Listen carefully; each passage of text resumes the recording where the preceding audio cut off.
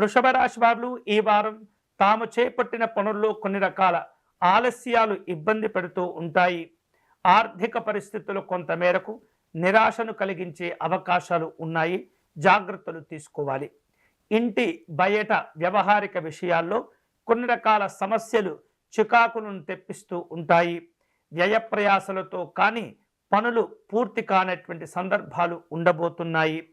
స్నేహితుల నుండి, బంధువుల నుండి, రుణదాతలతో కూడినటువంటి ఒత్తిడి ఏర్పడే సూచనలు కనిపిస్తున్నాయి. మీ అవసరం కోసం గతంలో తెచ్చిన అప్పులను సరైనటువంటి సమయంలో తీర్చనటువంటి కారణం చేత ఇటువంటి ఒత్తిళ్లు ప్రారంభమయ్యే అవకాశాలు కనిపిస్తున్నాయి. వృత్తి వ్యాపారాల్లో ఆలోచనలు స్థిరంగా ఉంచుకునే ప్రయత్నం చేస్తూ ఉండాలి. కుటుంబ సభ్యులతో కలిసి ఆలయాలు, ఆశ్రమాలు సందర్శిస్తుంటారు. గృహ నిర్మాణాది కార్యక్రమాలకు కొంతమేరకు అనుకూలతలు ఏర్పడబోతూ ఉన్నాయి. వృత్తి వ్యాపారాల్లో జాగ్రత్తగా నిర్ణయాలు తీసుకుంటూ ఉండాలి. స్థిరాస్తులకు సంబంధించినటువంటి కొనుగోలు వ్యవహారిక విషయాల్లో కొన్ని రకాల ప్రయత్నాలు వాయిదా పడుతూ ఉంటాయి. వ్యాపారాల్లో సాధారణమైనటువంటి ఫలితాలు ఉండబోతున్నాయి.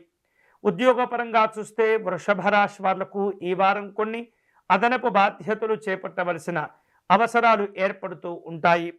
వృషభ రాశికి చెందినటువంటి వ్యక్తుల యొక్క వ్యాపార వ్యవహారిక విషయాల్లో ముఖ్యంగా అన్ని రంగాల్లో కూడా చూస్తే కనుక ఈ వారం సాధారణమైనటువంటి ఫలితాలే ఉండబోతున్నాయి.